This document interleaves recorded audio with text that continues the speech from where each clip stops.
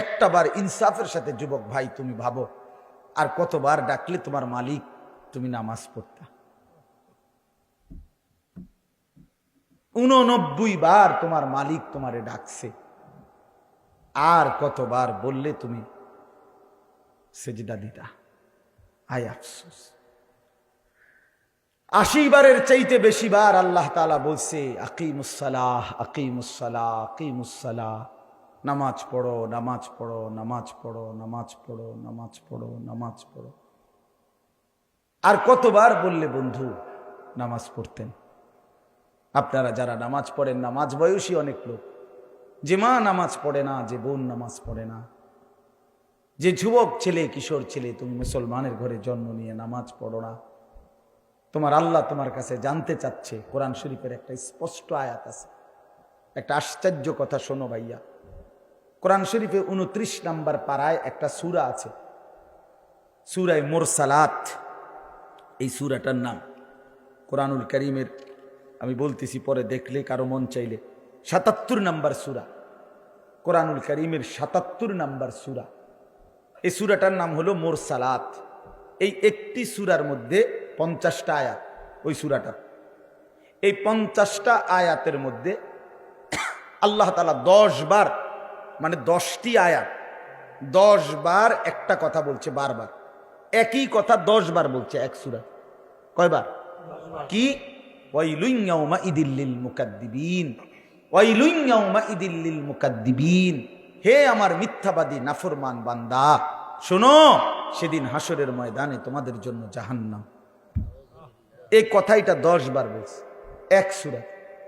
ওয়াইলুন ইয়াউমা, এই অপদার্থ, এই বেটা ফালতু বেটা,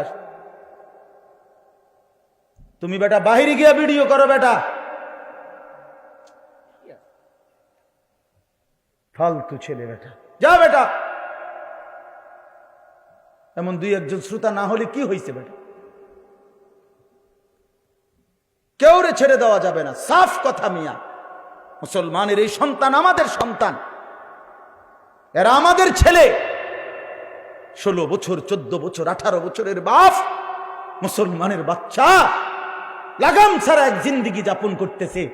মা, বাবা, অভিভাবক, এলাকার মানুষ, কারো কোনো তত্ত্বাবধান বলতে কিচ্ছু নাই। একটা মোবাইল, আর ছেলেটা নিজে জন্তু জানোয়ারের মতো জিন্দেগি কাটাইতেছে।